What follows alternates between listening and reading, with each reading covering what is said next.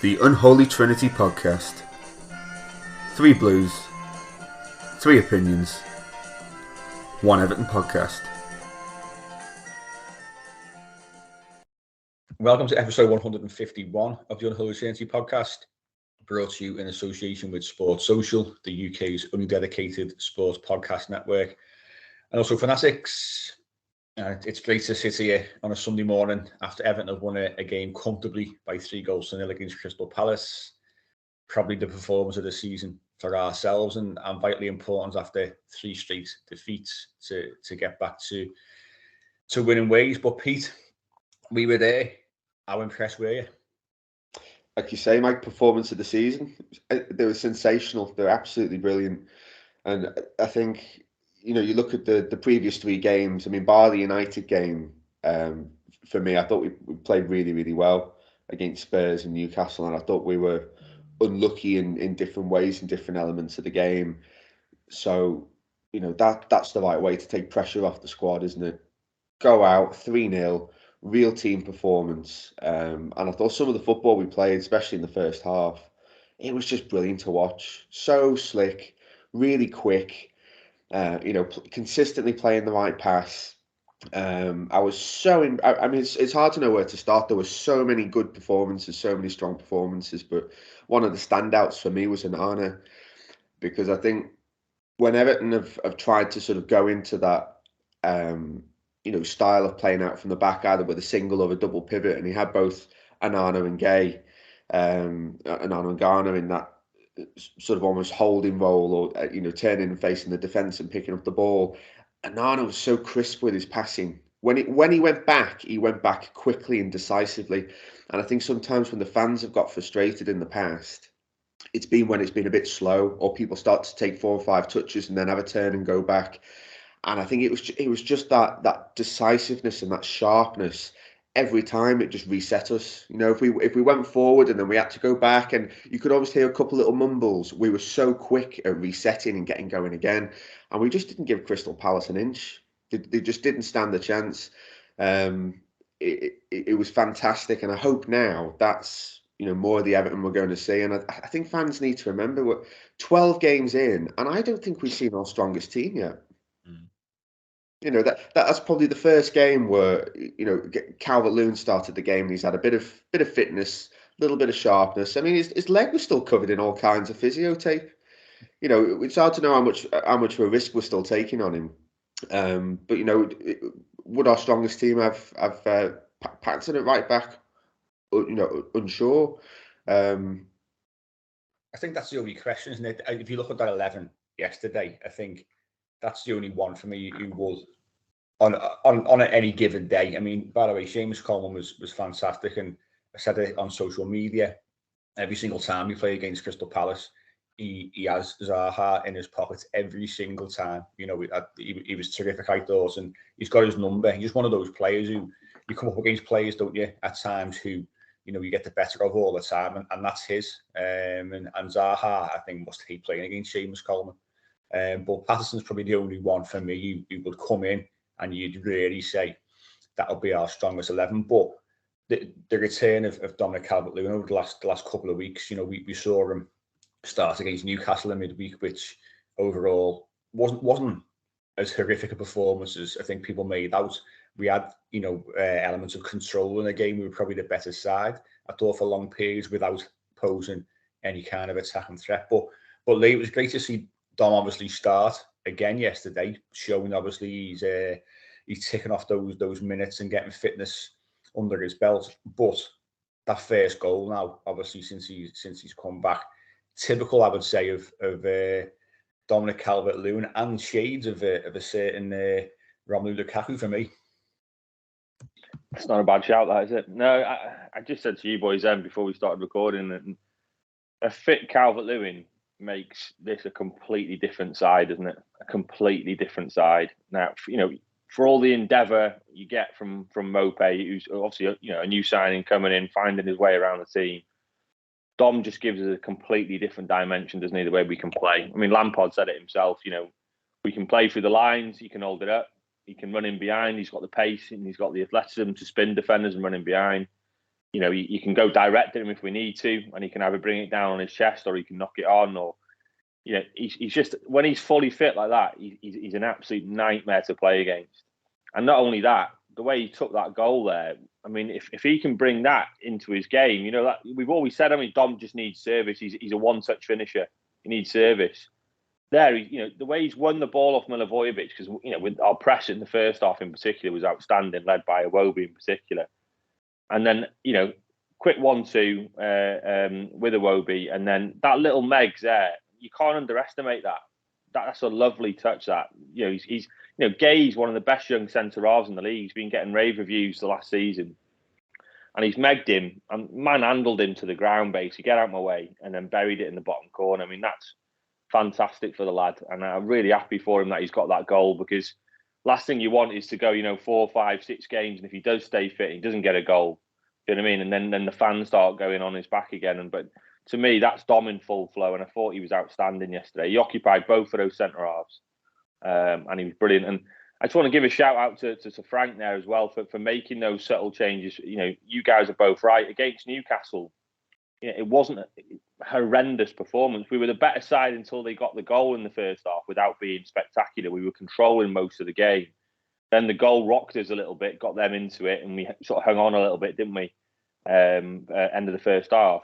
But then we controlled pretty much all the second half, in a tough place to go, night game at Newcastle. And we controlled most of that second half. And we just lacked that little bit of sort of, I think Frank's caught between sort of two stools of being solid and hard to beat, but then taking a bit of a risk and putting bodies forward.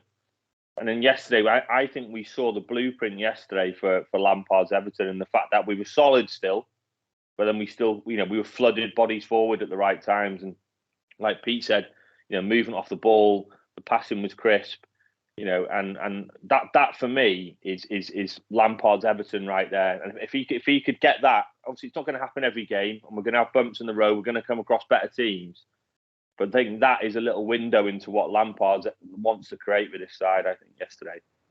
Well, that's it. The shift, like you say, the subtle changes to this sort of 4-2-3-1 formation, where Alex Iwobi out of the midfield three was the one who was playing more advanced. Noticeable, I thought, when Palace were playing out from the back all the time. And to be fair, they didn't look particularly comfortable. But I think a lot of that was down to the fact that both Calvert-Lewin and Iwobi were constantly in the face, pressing at the right moments, putting them under pressure. And Iwobi was the one who was breaking from that midfield three. And, it goes to show again how important he is to this side and to us as an attacking threat. 2 more assists for him. We'll discuss, obviously, the third goal shortly, but obviously the first goal for Dom, great play from Iwobi to put it into his feet. Great touch, great finish. But it's those little things, those little changes. But I also thought in that shift as well, yesterday, we saw a little bit more of Mykolenko Pete getting forward, because one of the biggest things that people sort of throw towards him is defensively. He's solid. We think he's done really well. He's settled, but in an attacking sense, we don't really see him, do we? But I thought, especially second half, obviously heavily involved with that second goal, it allowed Mykolenko to get forward a little bit more as well in that little bit of a shift of formation. Definitely, and I think if you do play a 4-2-3-1 in that way, you need your fullbacks to get higher up the pitch, and it might not be his natural game, but I think fans need to remember again how young he is. Really, this is his first proper season, isn't it, in Premier League football? I think sometimes some of his decision making just needs to be a little bit more snappy or a little bit more confident. That there was Calvert-Lewin made a great run in the second half where he sort of peeled off and then started to get in front of his man, and he needed that early ball down the left. And you could see Mykolenko sort of looked twice and hesitated and didn't play it. And then when he did play it, it was just far too late. And Calvert-Lewin gave him a bit of an old-fashioned rollicking, let's say. So, there's still elements of his game he needs to work on, but it's definitely pleasing to see that he's starting to have maybe a bit more confidence, or to get pushed a bit more to add that to our attacking game. And hopefully, if he can do a bit of work with the coaches and work on his delivery and his final ball and some of his decision making, that'll add another element to what we bring. Yeah, I've been quite vocal about Mikalenko recently, and the fact that I think you boys are bigger supporters of him than me. I think he's very solid defensively. He gives you, you can tell, as we've said before, you can tell he's a centre-half converted to a left-back. Defensively, he's more comfortable. I think going the other way, he does like you just alluded to there, Pete. There was a specific moment in the Newcastle game where Dom pulled off back post and Mikalenko had it on the left side, and he just hit the floatiest cross you've ever seen, and Pope just came and grabbed it, like picking peas, basically. Calvert-Lewin was fuming, and I've just casting my mind back to them when we scored that goal against Liverpool. When Calvert-Lewin pulled onto Robertson and Digne picked him out brilliantly, and then he jumped above Robertson, obviously, and buried it in the bottom corner. I think that's the side of his game there, where Dom makes these subtle movements to find a yard in the box, and he's got to be able to put that cross in and find him. Will he ever get there? We don't know. I mean, for me, I think we've got to use him in certain games, and then maybe look at the likes of Vinagre maybe in games where we're going to have more of the ball possibly, and we are going to come under less pressure. Like, for example, I thought the second half against Newcastle, when we were controlling the game, that was screaming out maybe for Vinagre to give him 30 minutes to maybe skin a full back and whip it in, because that's his game, isn't it? He likes to get to the byline and put crosses in, which is the opposite of Mikalenko, who likes to sort of be defensively solid. So, but I was pleased for him yesterday, and he was unlucky not to get a goal, wasn't he? That was, Mike, obviously you'll touch on it now, but that move for the second goal, I mean, they showed it, thank God, on Match of Day in its entirety from Jordan Pickford's kickoff. And it's interesting what you said there, Pete. Unfortunately, I couldn't make the game yesterday, but there was murmurings, and you could hear it through the TV, actually, when they were playing out from the back, especially when it went back to Pickford from Cody, and they were pressing us. And they were like, "Oh, what are you doing? What are you doing?" Just go long. But then, to be fair, Pickford played a great ball to Coleman, and the rest is history after that. It was a flowing move after that, wasn't it? But I think, though, it's decision making, isn't it? With that kind of situation there, the manager alluded to it after the game, and he said about they're working on these kind of things. And I think quite more often than not, even with Mopé up top, we've been going long quite often, and we were saying where it's not going to stick. He's not that kind of player. And then you see that yesterday, Palace probably allowed us at times to play out from the back. But you see, there was an element of comfort, I would say, from the players' perspective, in and around me in the paddock. The fella next to me was having a heart attack, and some of the noise out of his mouth when that was going on was I couldn't repeat on the show today. But he was on the edge of his seat with that, and it's because we're not used to it. Because every single time we try and do it, it either tends to break down. We make a mistake, we give the ball away. But I thought, Mike, just on that point, Mike. Sorry to interject. This is an interesting point. Do you think it's a Goodison thing? Like, you got other teams go to other clubs and like if, for example, you went to Arsenal and watched that, or teams like City. Obviously, City's a big example.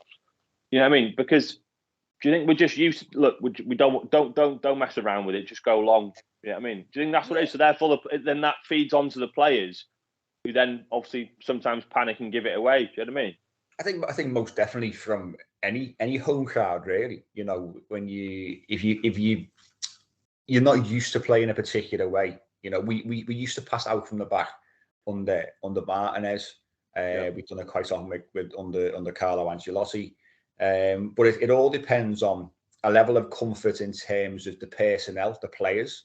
So if they're doing it week in, week out and looking comfortable doing it, then the crowd then will probably settle down. It's a fact that it's now coming back in. Yesterday was probably the first time where it's really worked particularly well and led to a fantastic goal. So it's both fans getting used to it. So obviously, if fans are nervous and you get those murmurings from the stands, it will impact the players. And it was good to see them just crack on with what they had to do. Yeah, they knew what they were doing. Jordan Pickford is one of the best in the league in terms of his distribution, which I thought yesterday, by the way. Even that pass aside, I thought his distribution was very, very good. He played some terrific long balls, which were finding the man. We see sometimes with Jordan Pickford that he looks to try and hit the flanks, doesn't he? And it goes too long. He was on the money yesterday, but that goal, it was just lovely football involving a lot of players. From obviously the three defenders, then Jordan Pickford, Iwobi's got a touch, Calvert-Lewin's got a touch, Demarai Gray, Onana into Mikalenko. unlucky not to score, by the way. He did everything right, put it across the goalkeeper. And there's Anthony Gordon to slot the ball in the back of the net, about 53 yards onside. But the linesman decides he's going to throw his flag up, even though they're told in tight, and that wasn't tight, but in tight situations, you keep it down, because what did it do? The flag goes up, Anthony Gordon turns around, sees the flag's gone up, the noise dies down really quickly, and then you're sitting there for 2 minutes then waiting for someone to make an obvious decision, which should have been made by the on-field officials. That's what drives me nuts. But take nothing away from the goal. That's probably, one of the best goals I've seen at Goodison Park. I know it was a tapping, but the move itself, it was going back to me to sort of Larissa under David Moyes. That kind of football. It was nice to see. Nice to see the players have confidence in playing football. And because Palace were obviously trying to push on and trying to grab the equaliser, it allowed us to play a little bit more football, have a little bit more space. And listen, the players did it particularly well. But it was just a pleasure, I think, to watch us get that second goal. And I don't know about you people, at that particular point of 2-0, I said to you on the way home yesterday, I settled and I thought, listen, I'm not going to lose this game now. So I always get feelings with Everton, and against United we scored really early, and I thought, that's too early. These are a good side. I don't fancy us. But yesterday, even before the game, something in my waters just said we'll win this. And when it went to 2-0, Pete, that level of comfort, I think, came into the ground as well. I mean, they were singing in regards to a particular song about Everton winning and Liverpool losing. That was a little bit early, because it's this Everton we're talking about. But the confidence, I think, sort of came to the stand, didn't it? Yeah, and it probably came after Palace's strongest period of the game. At the start of the second half, they came out for the first 10 minutes. They did try and put us under a bit of pressure. I thought we defended absolutely brilliantly, by the way. Similar to the second half of the Southampton game, there was some really fantastic committed challenges flying in there that probably stopped us conceding a scrappy equaliser. And again, that was the basis, the platform, I think, for going out and getting that second goal. But it was such a brilliant goal, like you say, for so many reasons. Not only did it come from playing out from the back and start, it was a real team goal, but it started on the right, goes up, and somehow we end up with this mad overload on the right-hand side, where we've got like Calvert-Lewin, Gordon, Gray, and I think Iwobi might be the one that feeds through the initial pass. And then, like I said, I said in the stadium, number one, what is he flagging at? What did he flag for? At what point did he think there was an offside? And two, why did he get his flag up in the first place? Because they're not supposed to. He's supposed to let play go on. I don't know at what point he raises his flag, whether he flags before he puts the ball in the net or whether he flags after. But if the referee blows, it doesn't go to VAR. Yeah, it was after. So Anthony Gordon scored and ran away, and when he's sort of heading towards the corner flag, the flag goes up. So by the time he turns around, then he thinks, "Oh, not a goal." But if you look at the footage from Frank Lampard's seen the replay, and when Gordon comes over, he said, "Listen, it's a goal. Don't worry about it. It's a goal." So this is it. But that really, it kills a moment, doesn't it? Because it deserved much more from a crowd reaction than it actually got, because of how good the move was. But then the irony is, without VAR, it'd have been disallowed. I mean, because he'd have flagged it. So it's just like, it's just a shambles, isn't it? It's a shambles, because we've said this before. It's a passion killer, especially when you're live at the game, and a lovely move like that deserves an instant reaction in terms of a goal, and then for the linesman to flag that. I mean, Gordon did go offside in the initial part of the move and then came back onside. But I mean, yeah. But your instant reaction when you see that is going, then is there something else that's going on? You know what I mean? Is there? It's not just the Gordon offside. Is there a foul in the build-up, or is there anything goes through your mind? Just in case the Wally, the officials had a nightmare yesterday. I thought they were so poor. The ref was awful, wasn't he? He was awful. The ref, wasn't he? Again, he couldn't get hold of the game. The ref, and he was so inconsistent, wasn't he? Well, look at the biggest one, wasn't it? The biggest one was the head injury situation in the first half, when we had a corner. There was I think it was Connor Cody went down, didn't he? He clashed heads with a Crystal Palace player, and the ball came to Anthony Gordon out on our right, He blew the whistle, which is fine. Head injury, we understand you got to stop it. So Anthony Gordon turns around right by me, says to the linesman, "It's our ball. I've got the ball." And he's nodding, yeah. And then when play resumes, the referee gives the ball back to the Palace goalkeeper and says, "Right, on you go." And you can see the reactions of the players straight away. Second half, wasn't it? Similar situation where Palace, there was a head injury. Same kind of thing. And the referee gives them the ball back, as should have really happened with us.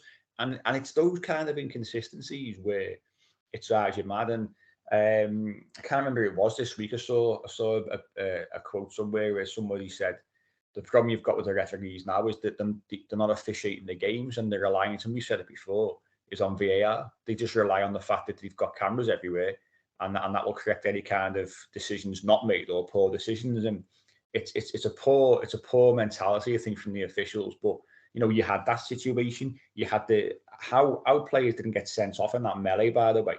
Zaha is tackle on Anthony Gordon, which led to it all. It was building, it was bubbling. He was crying all game. He does it all the time, and for a talented player, for me, so frustrating to watch. If he played for us, and we've been linked with him numerous times, he would frustrate the life out of me, Zaha, because he's too busy demonstrating every single time somebody wins the ball off him. But his tackle on Gordon, it was late for me. It was late. The ball had gone, and it was in the air. What wasn't a great tackle. Then you've got that melee. And the referees didn't get control of it in any way, shape, or form. And how players stayed on the pitch, I just don't know. But this is what we're getting used to week in, week out, and we shouldn't really have to spend so much time discussing the officials, but we do, because the level is absolutely horrendous, and how it gets sorted out. I mean, Lee, I know you're a big advocate, as we all are, for getting them mic'd up so we can hear the decision making. I mean, what's happened to apparently where they were going to release the audio from referees after games? What's happened to that? Because that's just gone away, hasn't it? Yeah, well, there's rumours. What's the name of that referee? Probably one of our best referees. He's coming over from the States, isn't he, to take over this? Howard Webb. He's coming back. Howard Webb, yeah, he's coming back, isn't he? After the World Cup, I think. So hopefully we'll start to see some changes, because he's obviously gone over to the States and revamped their system there. And it's such a weird, you've got loads of people on different sides of the camp with VAR. You've got people saying, yeah, we need it. Got others saying, yeah, we don't. You got others saying, yeah, it's not the referees. It's not the VAR. It's the referees, and it's the people operating it. It's still all a bit of a mess. It's improved. It has improved, but it's still a bit of a mess. And I've watched bits of the Champions League this season. They've got that auto offside, haven't they? Where it's obviously all the chips and the ball and all that. I've seen bits of it, and it seems to be a lot smoother than obviously the system we've got now in the Premier League, and obviously they're going to trial that in the World Cup as well. So we'll all be watching those games, and let's see how that goes down. But I think it's just overkill sometimes, isn't it? It is overkill. But we don't want to be talking about this too much on the back of a really complete performance by Everton. But I agree with you. I thought the referee handled the game badly, and he caused half the problems himself by not taking control of it. And with Tarkowski, I love him and Cody. They're just so snide, aren't they? Every time there's a kickoff, I think Tarkowski ran half the length of the pitch, didn't he? Taking on Mateta, he looks like a UFC fighter. You know what I mean? Like, it's just like absolutely unbelievable. But I mean, Tarkowski is everything. Pete, you love in a centre half, and he absolutely everything, isn't he? It's fantastic. He's brilliant. Some of his challenges yesterday were absolutely spot on. I can't remember. Was it Mateta that he tackled in the corner toward the end of the game where he won the goal kick as well? Yeah. It was. That was such a brilliantly timed challenge. Yeah, but he's a proper snide, though, isn't he? He's a proper snide as well, though, isn't he? I loved it when he's clever, and that's what you need from your centre half, isn't it? That's what you need from a leader. It's not many people. Well, I say not many. When he first came in, it was always a case of why are we bringing in players from sides that are being relegated, etc. I'd argue he's probably been our best signing over the course of the summer. Him and Coley have been terrific. I think with Tarkowski, I just think that he brings another level again because of that. He's probably more snide than Conor Cody. He's the one who will cheerlead and he'll wind people up, and there's that great picture I put up this morning of when it all kicked off and Tarkowski was over there and he's got 2 Palace players literally grabbing him by the shirt and the throat and he's smirking, laughing his head off. He's that kind of player, and it works. And we've lacked that kind of character for many years. To be fair to Seamus Coleman, he's done his best over the years, and I think he's got better in the last 18 months, 2 years. If you're getting in the referees' faces, did it again yesterday. With Zaha again, him and Pickford winding him up. When Coleman put a great tackle in the second half, put the ball for a corner. And to be fair to Zaha in that situation, don't think he died. It's just a great tackle. He won a corner. Pickford was in his face. Coleman was in his face. But it's all part of the game. We've been too nice for too long. But the two new lads who've come in. Lampard said that, didn't he, Mike? Did you see that? Lampard said in one of his post matches, obviously does several across different stations and that, but he said, I try and encourage that with my teams, with my players, to basically stand up for each other and get in the referee, not screaming in his face, but having a presence around the referee, around contentious decisions, or backing up your teammates. And the word he used, actually interestingly, was that Cody. He was asked, do you think, by Gary Lineker on Match of the Day, do you think there's a late shout for Tarkowski to maybe go to the World Cup? We're short, at centre half, especially with the way him and Cody have been playing together. And Frank was just, full of compliments, and obviously basically said those two have revolutionised our dressing room. He used that word, revolutionised. Well, that's a big word to use, isn't it? The fact they've come in and they've completely transformed the dynamics in the dresser in a very short space of time. It just shows you, doesn't it? When you get 2 absolute out and out leaders, strong characters who've been around a bit, played the game at the highest level. It's amazing how that can have an impact on a dressing room. It's more than you think, really. Obviously it is on the pitch, and let's be honest, their form on the pitch on the whole has been fantastic. But that has a huge impact. You can see it in the players now. The amount of games we played last season, even if we started well or whatever, every time I felt we conceded, we'd wilt a little bit, wouldn't we? We'd be like soft. Now I just feel like it almost like it's water off a duck's back with them now, and I think a big part of that is them too. Well, we said it in the summer, didn't we? When it comes to recruitment, you also have to buy, as well as obviously ability, on player character, and which we haven't done for many years. But I think this summer, especially, we've seen that definitely being instilled in the recruitment process for me, and those 2 lads at centre half are a testament to that, and they've been obviously terrific signings for us so far. But one of our other summer signings who's taken a bit of time to settle, but he's played a little bit of a bit part. Got another goal again yesterday, and what a goal it was. Dwight McNeil comes on, gets sort of 15 minutes or so, 15-20 minutes, playing off the left hand side. And something which we don't see particularly from him either, Pete, is he carried the ball really well. Then he beat a man as well, driving at the defence, and that 1-2 with Alex Iwobi was another level. We know what Iwobi's all about, by the way, but listen, that little back heel, and then moving from Dwight McNeil as well to carry his run on, that was I think richly deserved, and the kind of football that we hope we see more under Frank Lampard. It's the cherry on top, wasn't it? I mean, like you say, with McNeil, he might not be known for his pace, but I think he beats about 3 players there when he goes. I mean, and for him to have the confidence, I think he started the move from about 40 yards out, I think. You go past about 3 players, little knock inside. Yeah, the back heel from Iwobi is just, it's just class, isn't it? And then, he just wallops it past the goalkeeper. But another lovely team goal, and I think I said to you after the game, that's the kind of problem we want to have. Subs coming off the bench and doing something like that, contributing to the game, scoring a goal. Be brilliant for him again, lifting his confidence, pushing the players in the starting 11, gives Lampard something to think about, doesn't it, for the next game? And that's what we want. I think that's what we've lacked for about at least 2 seasons now. How often do we look at the team that's starting and look at the bench and think, we've not really got anyone there that can come off and affect this game if we're not winning it, or if we're chasing the game or we need a goal.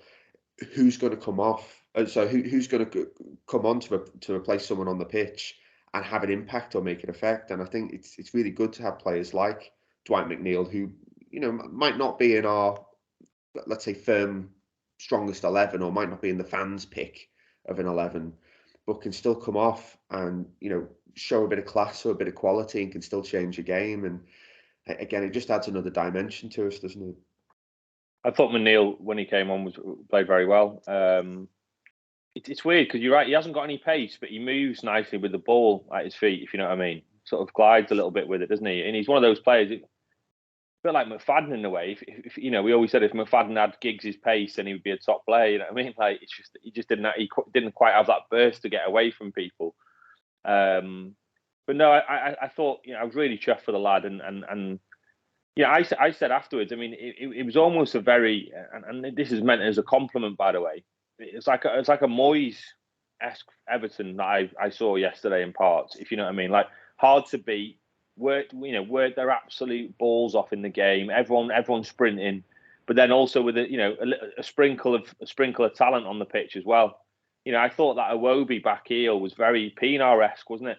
Yeah, you know what I mean, in terms of just that little bit of quality there. That's an instinct thing, that, and you do that sort of thing when you're playing with confidence, and and that touch by Iwobi is just outstanding. That if that doesn't win goal of the month, then I don't know what will, because that's an absolute class goal. There's movement as well. There's movement off the ball there, and then to have the awareness. How many people, you go to football sometimes to see things like that, don't you? To see how many people would have done a back heel in that situation now, or a little bit of skill like that, little flick. I can't think of hardly any. You know what I mean? Most people there would have tried to take it on and maybe try to squeeze it in with your left foot or something, but that's just absolutely outstanding bit of play from Iwobi there. And another assist for him again, 2 assists again. And I think it's only De Bruyne now that's ahead of him in terms of assists in the Premier League. And that says it all, doesn't it? Well, in the Premier League so far, 12 games, 5 assists, 1 goal for Alex Iwobi, 55% goal involvement in terms of Everton and our goals. This shows in a team that's not scoring many goals. Right? You know what I mean? So massive credit to him. So he's certainly on to get double digits in terms of assists. And then in the League Cup, he got the assist as well. So it's 13 games, 6 assists, 1 goal. So it's a really impressive return for Alex Iwobi, and throw a few more goals, and if he can get to double figures in terms of assists, it's going to be, hopefully, it's the sign of a fantastic season, and Ritzy deserved, and I can't praise him enough, because for me he's an absolute joy to watch. He's an absolute joy to watch, and we've said it time and again, but he's absolutely turned his Everton career around in the space of probably 6-7 months, and it's fantastic to see. But it was a great day at Goodison yesterday. It's great to get a win. It's great to get a clean sheet. Defensively we deserved it. We looked really solid. Players putting the bodies on the line. Michalenko took one in a sore spot. Fantastic block. He got up, by the way, until the ball went out, and then went back down again for a good few minutes to try and work through that pain. But it shows you what we're all about, and we are united, and that was certainly the performance of the season for ourselves, and long may that continue. We've got 3 more league games now until the World Cup, one in the cup as well. So can we go through those games unbeaten?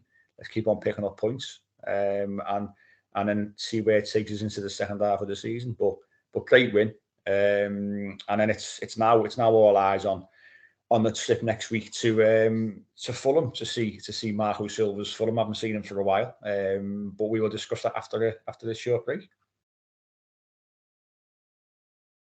Welcome back to the second part of today's Unholy Trinity podcast, and the game next weekend. We are off to freshly promoted Fulham, to Craven Cottage. Most people say it's one of the best aways because of where it's located, right on the Thames. It's a lovely walk up the Thames, a couple of pubs and into the ground. So anyone going there, you will have a lovely day out by all accounts. Hopefully topped off by an Everton win. But Lee, what have you made of Fulham this season? They've obviously got Marco Silva in charge. Had a really good season in the Championship last season. Question marks have always remained over Mitrovic as one example, but he started the season pretty well. Have you been impressed with the transition that they've made to the Premier League? I think they've been brilliant, mate. I think Fulham. I think Silva. I think we as a collective, were one of the last few sticking up for Silva towards the end of his time at Everton, weren't we? sort of last of the Mohicans boys, weren't we, in terms of supporting him? But there's definitely a coach there. There's definitely a coach. There's maybe an argument, maybe the Everton job was a bit too big for him at the time, especially when the pressure started coming on him. But there's clearly a coach there. Some of the football we played at times under him were brilliant. It was brilliant as well. Let's not forget that. And I remember watching Fulham first game of the season against Liverpool at Craven Cottage. And, everybody was expecting Liverpool to steamroller them. They'll walk this game. They've just beat City in the Community Shield. They'll walk this. Fulham were outstanding that day. Outstanding. The way they were so brave in pressing Liverpool high up the pitch. And should have gone on to win it, shouldn't they? You know what I mean? They really should have. But massive credit to Silva there. Okay, look, the job, he's not going to be under as much of a microscope as he was at Everton. Maybe he has found the right home to sort of show how good he is. But they came up last season. I think he was the highest ever goal scorers in the Championship. I think. Mm-hmm. Scored over 100 goals, didn't they? Which was, really impressive. Obviously, Mitrovic got about 40 in all comps, and he's a handful. He is a handful. You can say what you want about Mitrovic, but he started the season brilliant for them, and he's important to the way they play. He's an all-round centre forward. He'll put his body on the line, and he's got quality as well. People have always questioned his ability, and can he do it in the Premier League? Well, for me, so far, yes, he has done it in the Premier League. And they've just come off the back of a really good win, haven't they? In the week as well, played really well against Villa, and just really massively impressed with the way they've started the season. But for a lot of people, they've been a banker to go down, and at the moment, with the way they've been playing and where they're sitting in the league, you wouldn't say that, would you? And that's the biggest compliment you can give them. Yeah, and the home form is good. 11 of the points have come at home. From 6 games, so Craven Cottage is proving to be a little bit of a fortress for them as well. So it's going to be a difficult trip for us to make. I think obviously the confidence we can take from the game yesterday, Pete, it will be massive. I think we mentioned the little formation shift that we saw, allowing Alex Iwobi to be the more forward of the 3 central midfielders. So it should give Everton a little bit of confidence, I think, going into an away game as well. Because it's not the most hostile of places is a Craven Cottage, you would say, Pete. You go to some places around the country and you know what you're going to get. I mean, Newcastle was an example in the week. You go to Ellen Road and it's hostile. Craven Cottage is a little bit more, I'd probably say, laid back than other away grounds. Yeah, that's kind of your Mike. I mean, I've never been to Craven Cottage. I'd love to go because it does look like a really intriguing stadium and like you say, fantastic location. But they're a funny club, aren't they, Fulham? Because they're sort of known for, having a lot of almost like celebrity fans. I think that they have a fan base. I'm not going in on Fulham's fan base, but they seem to have a fan base that are just happy to be there. Happy to be there for the experience. Well, you know what I mean. I know what you're saying. Yeah. Whereas us Evertonians can, lose sleep for 2 weeks after a bad performance. But I think with Fulham, I completely agree with what you both said. But they're so reliant on Mitrovic. And I think when he's been missing, I suppose a little bit like us with Calvert-Lewin, that they're a different animal, and they're not able to play the same way. So if we're able to keep him quiet, I think that's the way to beat them, to get at them, and that they've got a back four that can be got at. So if Calvert-Lewin could take a bit of confidence from the amazing performance he put in against Palace, that's really in our favour, and I think we're due an away performance to match that home one yesterday, aren't we? I think Pereira from United's been a very good signing, good player. He showed himself to be one of their best players, one of the most creative. I think Willian is a cute signing as well, by the way. I think Willian is, obviously he's not quite the Willian of Chelsea a few years ago in his pomp, but he still causes problems. He's still got that, quick feet, that little shimmy, and he's got a great strike on him. We're going to have to be careful there. I mean, I know you said Patterson is training, hopefully he'll be back. I still think he'll go with Coleman now we've got basically a week's rest, because he'll be, it's likely he'll be coming up against Willian. And there's one thing as Coleman's shown against Zaha there. he's not the force he was going forward, but he is still defensively, very, very solid in terms of 1v1s, and we'll need that against Willian on that side. Obviously got a former Blue as well at left back, haven't we? In terms of Anthony Robinson, who's been brilliant for them, really. Silva's obviously put his trust in him. The lads, he's always been an athlete, hasn't he? Getting up and down that line. The question was, did he ever have the quality? And again, I'm happy for him. He's settled into that team and he's done well. So us going there, like you said, Mike, strong home record. It's not going to be a walk in the park. They're playing with confidence. You know what I mean? They're creating lots of chances as well. A lot of the times they're getting double figures in terms of shots on goal and things like that as well. So, it's not as if they're going to sit off and then just expect those to try and break them down here. They're going to have a go. So we're going to have to be at our best to try and get something. But yeah, I'm looking forward to it. It should be, it should be a pretty entertaining game. I reckon there'll be some goals.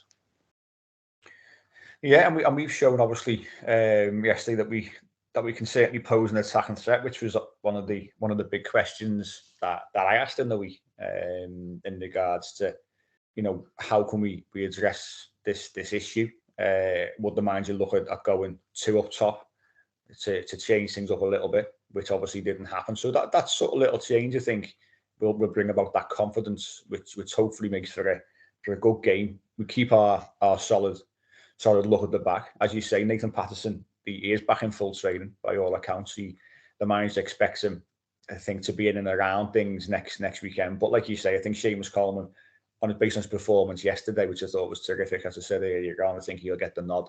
But would be good to have Nathan Patterson back in the mix, and with a few games left before the World Cup break, hopefully he can get a few minutes under his belt. Obviously, Mason Holgate is back as well, but another option which is good to have. Ben Godfrey looks to be on the road to recovery and is expected to get some under 21 football as well over the coming weeks, which is also positive. Yerry Mina, I've got no idea if we'll ever see him again. I've got to be honest. Mate, he's been groomed for January to go. I think you're right. Yeah, they can't risk him playing, getting injured again, and then not being able to sell him in January. I think he'll be going in January, 100%. Yeah. I think you're right. And that's the thing, isn't it? We've got to make sure that we with certain players, we've got to protect certain investments and try and get some money out of certain deals. And he's probably one who, like you say, I think it's probably a bit of common sense as we look at that particular approach, is that he is an asset that we can get rid of. But it's too take a gamble on him because his injury record is so poor. Who's going to want to give him $100,000 a week? I just don't know. If you're getting 15 games a season from him, that's not really worth it. It's a sit to many sides, but it could be the last that we've seen of Yerry Mina. Who knows? But it would be good to get obviously these other couple lads back in before the World Cup. But let's round off with our predictions if we can. Lee, what are we saying? Like I said, I do think you would never have said this before we played Palace, would you? I mean, but I do think there'll be goals. As I said, I think Fulham are going to come on to us, and the game where I think will be quite open. So it's just a case again. Will we have the quality? Hopefully Dom stays fit. Hopefully we can get nearly 90 minutes out of him. If so, I reckon I'm going to go 2-2. I think it'll be a good. And look, it's not trying to be negative, trying to be realist on it. Like you said, going unbeaten now doesn't mean winning every game, does it? Go in there, take a point. I think the key game is the home game against Leicester, isn't it? That's the key game we need to try and win before the World Cup break. So I'd take a point there and then hopefully beat Leicester at home. So I'm going to go 2-2. Pete? Yeah, beat me to it. I hate it when someone does the same prediction you were going to do, because then it just looks like you're copying the other person, and I'm really not. Yeah, I was going to say goals galore, 2-2. I think it could be a really open, expansive, interesting game. I hope we get the win, but yeah, I think it'll be a tight contest, 2-2. I'm going to be ultra positive, and I think we're going to nick it 2-1. I think we can certainly go there and cause issues as we've shown.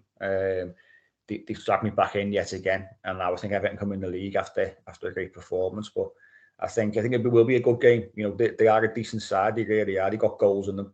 As I say, the home record is good. But I think, you know, we've shown away from home at times this season. You know, I think Southampton away was a decent performance. Leeds and Brentford at times, I think there were just some really good moments in those games. So no fear going to Fulham, but I'm going to say Everton win 2-1. And it's the half five game on Saturday. So slightly later kick-off time as well. So we will look forward to that. But that's us for this week. As I say, all eyes on Craven Cottage now next week, and we'll be back ourselves next weekend to look back on that Fulham game and look ahead to the visit of Leicester City to Goodison Park, hopefully with Brendan Rodgers still in charge. So we will catch you then.